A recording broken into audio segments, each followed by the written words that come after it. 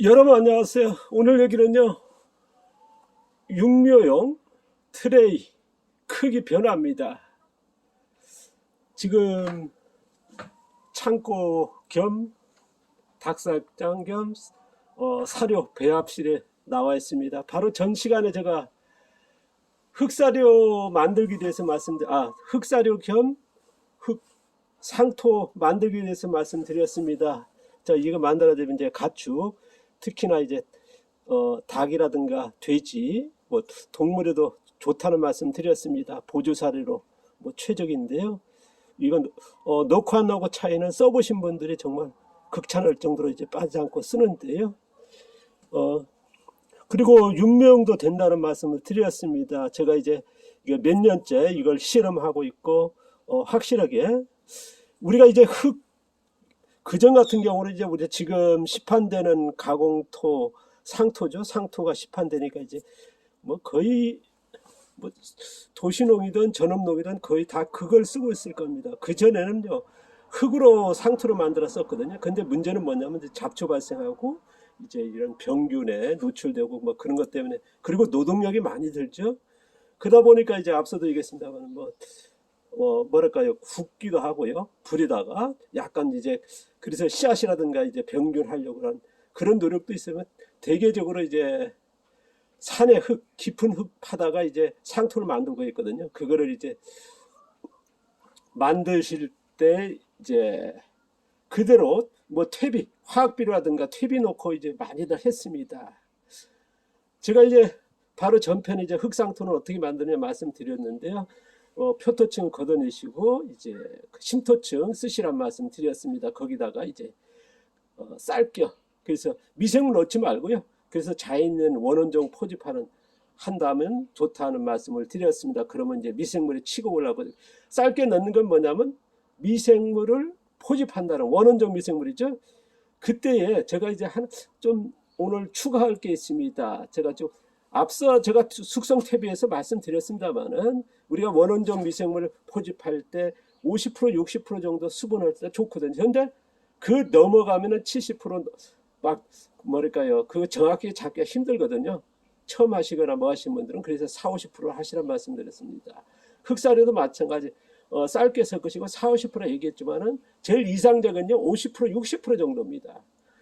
근데 이제 60%가 넘고 70% 넘어가면 어떠냐면 그렇게 좋지는 않거든요. 잘못하면은 좀 형기적인 미생물, 되게 농가들이 아니면 현장에서 보면 안타까운 게 뭐냐면 비닐 씌워버리거든요. 그러면 완전히 수분은 많은 데다가 70% 넘는 데다가 거기다가 비닐 씌워보십시오. 그러면 형기적인, 그리고 가끔가다 현장에 보면요 미생물들이 뭐랄까요, 조금 우리가 일반적으로 허옇게 뜨는데 보면 이제 검은색이라든가 여러 그 부패적인 그런 미생물이 좀 뭐랄까 관찰된다 할 정도로요. 그래서 좀 위험스럽습니다. 그러니까 한 60%까지는 제일 좋은데 60% 내외까지는, 근데 70% 넘어가면 그렇다는 거.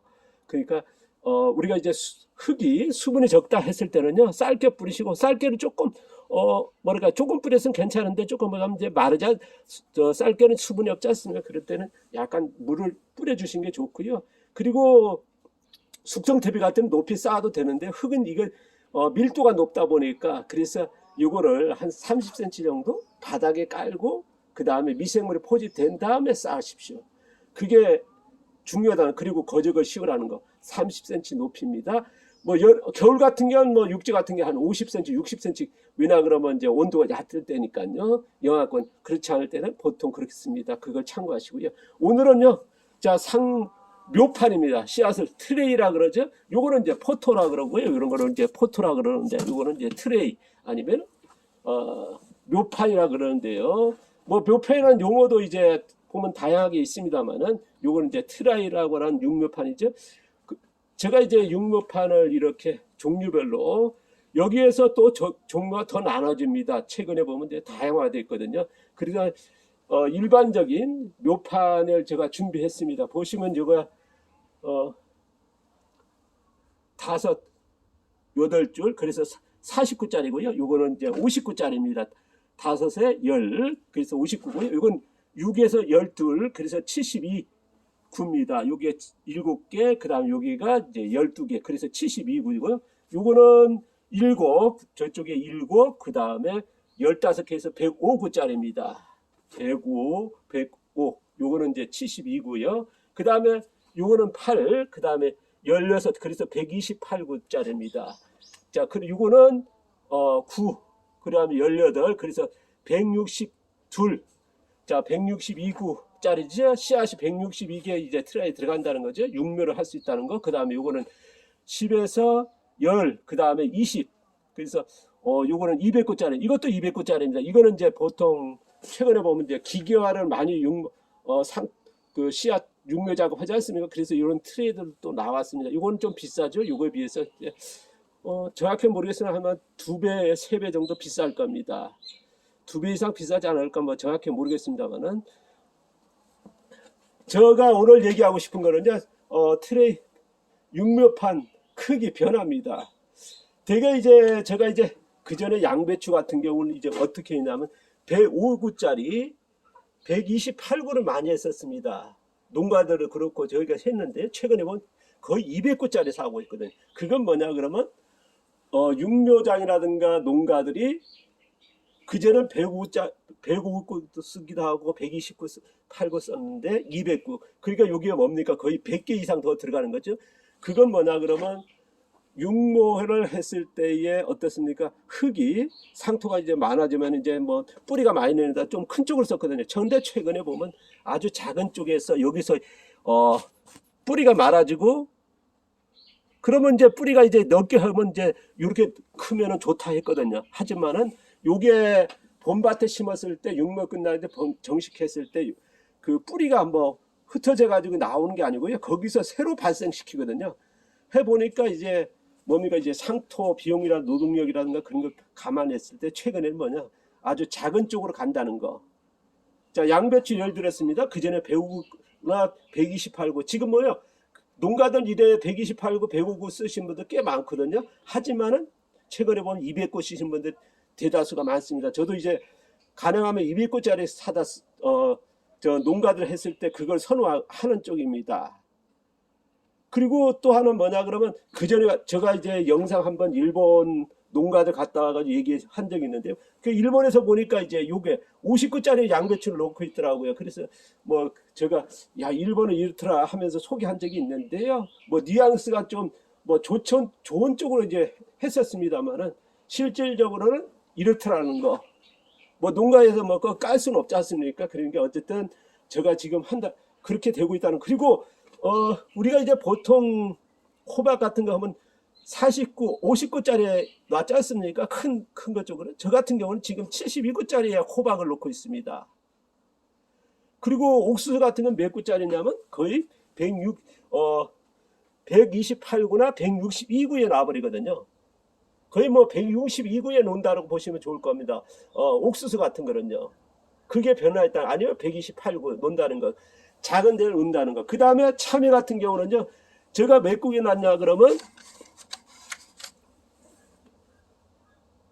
지금 제가 저기 요겁니다. 105구에다가 놨거든요. 그전 같은 경우는 이제 72구. 지금 제가 이제 105구짜리가 없으니까 72구짜리고 90 몇 구짜리가 없으니까 제가 이제 썼는데요. 뭐 지금 72구로 많이 썼습니다만 되게 이거보다 더 작은 걸로 쓴다는 거. 그래서 72구하고 105구 사이에 또 하나 있거든요.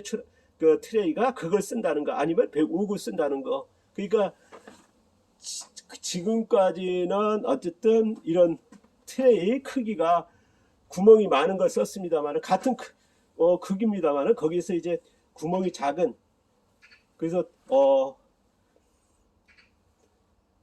파종량이 많은, 그래서 이런 쪽으로 쓴다는 거. 그래서 어쨌든 변합니다. 지금도 보면 이제 영상도 많이 오시면 이제 큰 쪽으로들 이제 뭐랄까요 도시농이나 자금농 같은 하는데요. 저 같은 경우는 어쨌든 그렇게 작은 쪽으로 간다는 거. 그래서 그전 같은 경우는 이제 뭐 50구 썼다면 72구 쓰고 72구짜리는 한 90 몇 구짜리 쓰고요. 그 아니면 이제 105구짜리 쓴다는 거. 105구짜리 쓰다가 이제 128구 쓰고 그다음 128 쓰다가 이제 200구까지 쓴다는 거. 이런 게 제가 이제 변합니다. 우리가 이제 아까도 흙상토를 말씀드렸습니다. 그 전에 이런 트레이가 안 나오기 때문에요. 흙을 만든 흙상토 이제 만든 다음에 그걸 그대로 이제 어떤 트레이가 있어야지 않습니까? 이런 육묘판은 그 전에 없었거든요. 그러면 어떻게 했냐면 이제 흙을 빚습니다. 찰흙 떡같이요. 그 다음에 우리가 떡 해가지고 이렇게 설기떡인가요? 그렇게 높여가지고 이제 칼로 자르지 않습니까? 그래서 요 크기로 요 정도 크기로 해가지고 칼로 자릅니다. 바닥평 모양으로 잘라가지고 육묘를 했었거든요.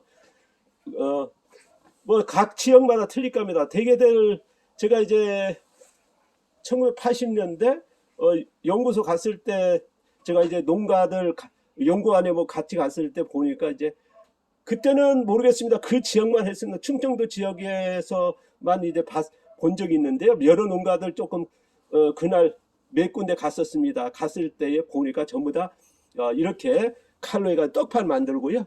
그걸 떡판이라고 하더라고요. 제가 알기로는요. 그게 뭐 다른 용어인지 모르겠지만 어쨌든 지금 생각나는 떡판이라 이제 흙을 빚어가지고 떡같이 만들어가지고 이제 잘라가지고 쓴다는 거. 그런 게 지금데 이제 이런 육묘판이 나오면서 이렇게 쓴다는 거 한데 육묘판이 그 전에 비해서 제가 이제 최근에는 어쨌든 많이 작은 걸로 쓴다는 거 참고해 주시기 바랍니다. 어쨌든 큰 데 쓰면 이제 뿌리가 많아지는 건 사실입니다만은 그게 뿌리가 이제 봄밭에 심었을 때 풀어져 가지고 나오는 게 아니라 또 그 뿌리는 그대로 있고요. 거기서 새로운 뿌리가 나오거든요.